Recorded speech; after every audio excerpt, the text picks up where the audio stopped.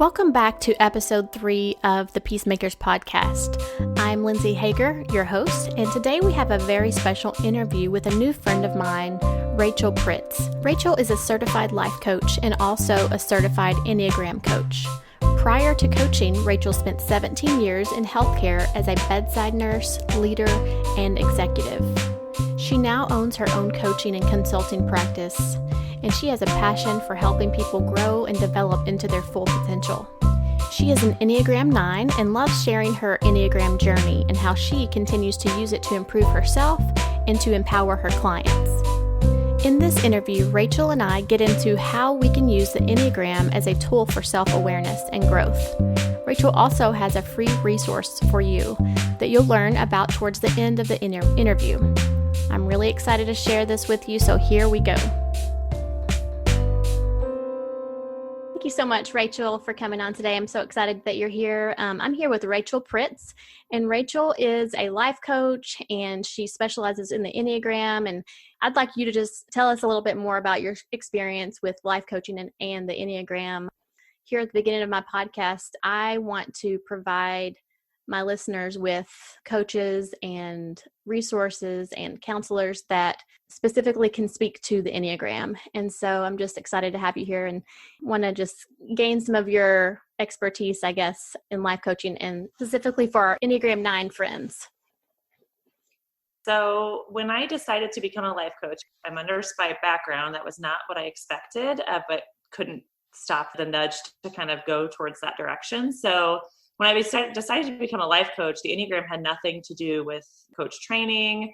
I was exposed to that through a different channel. And so as I was learning to be a coach and was in coach training for a year, I got exposed to the Enneagram. So it was interesting because I'd done so many personality tests in my corporate jobs that I was a bit of a skeptic, honestly. So when I first got exposed to it was about 4 years ago, somebody said, "Hey, I have this personality assessment. I think you would really like it. You love, personal development." And I said, okay. So I, took the test and it came back that I was a 3, which was somewhat not surprising at the time because I was in a big period of growth. But I read it and thought, no, like this admiration thing and wanting to be kind of the center of attention. I'm like, oh no, like that's the opposite of me. So it didn't resonate with me. And some of the other personality assessments, didn't always resonate with me either. So I kind of put it on the, in the drawer and kind of said, okay, yeah, this is not going to be my thing. And while I was, going through coach training and just kind of continuously listening to podcasts, trying to grow and develop myself to the best version of myself so I could give it to my clients, I just kept getting nudged. I mean, like every podcast I listened to was like, "Hey, have you heard of the Enneagram?" And it's like, okay. I mean, I was in a line at Starbucks and somebody turned around and asked me if I'd heard of the Enneagram. And I'm like, all right, I guess I need to circle back. I feel like I'm really being nudged to circle back on this thing. I decided I was going to jump in with both feet, independent from my coaching.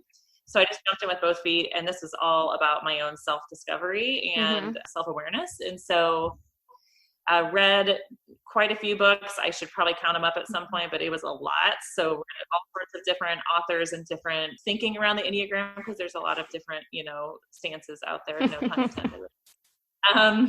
So I like to expose myself to lots of different leaders and how they're using it. And so read a lot, did tons of podcasts and discovered that I was a 9. And so it was an aha moment. I mean, it was really, I had to pull my car off the side of the road listening to the podcast because a woman was describing my life and it was a lot of things that I was just asleep to. So I literally had to pull the car off the side of the road. So for a while, I was still doing my own self-discovery. So, over the next, year or so, I was just constantly piecing together, oh my gosh, oh, that makes so much sense. This from my childhood makes so much sense. This, my marriage makes so much sense. And so I was really just piecing it together for myself. And then with that knowledge, I started just casually, bringing it up to clients and they seemed really interested.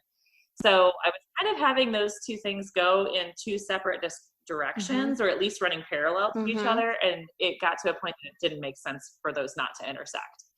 So I use the Enneagram with my clients as a starting point for a couple of reasons. Yeah. It starts them on that self-awareness journey, and it also helps me learn how to coach them. I work with lots of high achievers, so I happen to get a lot of Enneagram 3s, and I don't need to give them more goals. There's some people that I do need to say, okay, what's good? What's going to be your goal for next week? And I'll make sure that I hold you accountable for that. That's not what I need to do for 3. So those two worlds started intersecting, and then it just became sort of the backbone of my coaching. So I start people with that. We get into all sorts of wonderful conversations through learning their type and understanding how they can grow through their type. That's a huge piece to what I do and what I'm doing as a life coach as well. Yeah, that's great. Well, I think I hear myself in your story, obviously, because I'm an Enneagram 9 also. I think for me, the Enneagram has been like, I didn't pull the car over and stop, but it was like that internal, like somebody is speaking directly to my experience.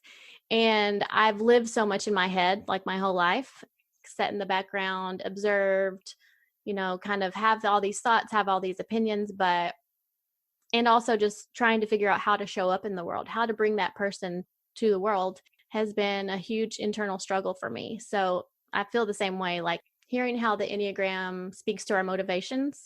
And when I'm reading these books and studying, I'm like, how did we not know about this all this time? I mean, it's been around forever, but I feel almost like a loss that I haven't known about it for my whole life. I know that you and I come from the same philosophy on personal development and self-awareness. It seems like we kind of are on the same page. Learning about ourselves and becoming aware of how we interact in the world and how we show up. I mean, that's kind of the starting point for growth. That's the starting point for, improving our lives. It sounds like you're saying the same thing with your clients. You're helping them like go inward to find out who they are. And then that's a starting point for that growth moving forward. Tell me more about that growth, because I know that that's a focus of yours and how you would help somebody grow using the Enneagram. Yeah, so I actually have a personal mission statement, and it's to grow and develop people into their full potential. So truly, my core is wanting people to get unstuck and to reach their full potential. So one of the parts of the Enneagram that I love is the levels of development. So that is a big part of what we talk through. And they do a lot of, just self-rating through the levels of development, which I think is really helpful to have them see where they are and then to see where they can get. I think that's the key part. So like I always call that the healthy section, #goals, right? This is where we all want to live. Most of my clients in the corporate space live in the average space. So, most of us are kind of just going through the motion. Yeah. So I think, outside of just telling people, hey, I want you to be the best version of yourself, that feels pretty daunting and broad. And for most of us, we need it to be articulated in a specific way for us to really see that that's possible. So the levels of development are big. That's something I use in my own personal life, is just checking in. On most days, I check in on the levels of development and say, where did I land yesterday? And, how did I wake up? How did I go to sleep? And how can I get back up into that healthy level if I wasn't already there? So I think that's a big piece with growth. And then also just, some of the discovery of the arrows and where you go in stress. I think that's huge. In our culture in America, I think we've normalized stress, and many of us are just living in stress. I coach, like I said, a lot of high achievers, and they'll be confused about their type at times because they're describing who they are on a regular basis, but that's them living in stress. So I think that's huge to recognize when and how you show up in stress, so you can call a timeout and say, what's happening in my life and how can I put some things into place, maybe set some new healthy boundaries or whatever that would look like for that particular client to get out of that stressful situation. And then I think just having them go back throughout their life and once I knew the Enneagram and understood all of it, and I could go back throughout my life and say, oh my gosh, I did that. And that was a period of growth. And yes, I looked like a 3. I mean, I just think there's so many advantages to going back throughout your life and to pointing out how far you've come, from where you were when you were 20 years old or whatever age, you go back to. So I think those are the biggest things that I use for clients and the things that they find a lot of value in. Now, for Enneagram 9s, and for my listeners, when I'm speaking about Enneagram 9s, I'm always going to be speaking kind of through my own lens. but bringing in the knowledge that we're getting from our coaches and from Enneagram coaches and from life coaches and just from the work that we're doing together as we take this journey together as Enneagram 9's growing. So I guess I want to say to my listeners that when I'm showing up and sharing my own experience, it may not exactly pertain to you. So my experience, like I'm starting a podcast, you may be out there and be like, oh, that doesn't sound like growing at all to me. That sounds like horrible. But for me, that's like a huge step for me. And that's taking a step forward and putting myself out there in a way that I never thought that I could. So I want you to be thinking as you're growing and as you're looking ahead, like what is just that one step forward I can take? So Rachel, coming back to you, like, because I'm looking at some of your videos, you do this Monday morning, like, what's your Monday morning? Yeah, your pep talk. Like you get on Instagram and you're like, hey, this is Rachel and here's my pep talk. Like I love stuff like that. And I'm a 9 with a 1 wing. So I love like that structure of here's your quick nuggets of truth and here's kind of some action steps. How do you use that type of approach with your clients? Yeah, so I actually call them turtle steps. So a lot of, especially 9s, I think struggle with this, but a lot of people struggle with feeling stuck. So when they're feeling overwhelmed, it really doesn't matter what your Enneagram type is. They don't know what to do next. And we often think we have to do something really big to change our lives drastically. And what we really need is just to take a small turtle step and then take another small turtle step, right? And so I really focus in on that, especially when they're in that part of the change cycle where they're really feeling like they don't know which end is up. It's not time to quit your job, leave your spouse, all these things that kind of run through our minds because we're so uncomfortable that we just want to do anything to get out of where we're at. I think that's a big piece to it, is just taking, the next right step. May not even be the right step, but the next step that you think is right at that time. Exactly. Giving ourselves like a lot of grace. I can get stuck in my head very quickly. I have a recorder in my head of these thoughts that I've thought for years and years and years. So as a peacemaker, I've thought, I need to show up in this relationship in this way because that's how I'm going to keep the peace with this person. I think that's what I want my listeners to understand, is that we can change our brain and these messages that we have developed over time. And a lot of it's from our childhood. A lot of it's from just, messages we picked up. But as an Enneagram 9, there's some pretty like unifying beliefs that we have. If we look into the Enneagram and see like those core fears and core desires. Yeah, exactly. Like we're living through that lens of core fear that we might have, or that desire for connection. So I want my listeners to know more about that, how to take a new belief and fit it with their Enneagram type. So as a 9, my desire is for connection, or my fear is to be separated or lose that connection. Like what would be an example you could give us of maybe how to change our mindset, or how to just move in that new direction of a new mindset? Does that make sense? Yeah, that makes total sense. So this is where the life coach training and certification intersects so nicely with the Enneagram, which is what I love, because the Enneagram seems to be interwoven in a lot of different things. Growth mindset is one of those, but something that we do in life coach training and what I do in my practice is thought inquiry. So when people have a thought, we really narrow down into what the true limiting belief is, or the most painful thought is, and then we question it. Our brains are capable of lying to us. Our bodies are not. And if we're healthy and not disassociated with our bodies as 9s, we know what our bodies are telling us. So that was a huge win for my own journey, is to listening to my body versus my brain. And then just question my thinking. Is it true? I think that's a really powerful question. Is that true? Can you absolutely know that that is true? And sort of changing those neural pathways in that way. I also think when you look at the Enneagram, because it does give us a clear growth path, especially with, 9s and arrows with those wings. I'm a 9 with a 8 wing. And so we're like a unicorn, right? We're not assertive, we are assertive. And so I just have learned to flip that switch on and off, because I've learned when it serves me. So I think of us being Enneagram 9s as that's our personality, but I also think it's our life strategy. And when our life strategy isn't working anymore for us, then we change it. And so me being in leadership and leading large teams in an organization, avoiding conflict or things that were uncomfortable just wasn't going to be possible in order for me to be successful. So I trained my brain to tap into that 8 wing and turn it on when I needed to, but then be able to turn it off as well. And that's been a journey because you can turn it on in its unhealthy aspects. So I think I had to really be careful with that. And there were times that I did that. And so that's something that I work a lot with clients with too. Okay, let's try this on. Turn this part of your potential personality on.